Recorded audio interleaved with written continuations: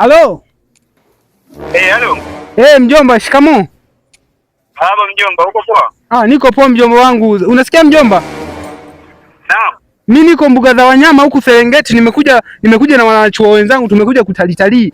Tumekuja kujifunza mambo ya unyama. Sasa mjomba, nimepeleka kama shilingi cha 200,000. Nilikuwa naomba unisaidie mjomba wangu, unitumia hiyo 200,000 ili sasa ya nauli na kunikizi mahitaji yangu madogo mjomba. Laki mbili mjomba. Nani mjomba bana? Mjomba, 200,000 usawa huu. Ipo ni mbao pesa nyumbani huko umepata nani? Sasa mjomba, nilikuwa naomba unitumie hiyo hela, maana wanachuo wenzangu wenyewe wote wameshatumiwa na mababa zao. Wewe hapa nyumbani una faida gani?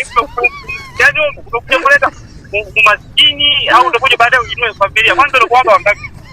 Mjomba, si unajua mimi mjomba wako nakuaga namba nzuri, nakuaga wa 95 mjomba, namba nzuri sana. Wa 95 hiyo nayo namba. Kumbe nini mjomba? Wa 95 si mwishoni huko, sio na manufaa gani kweli?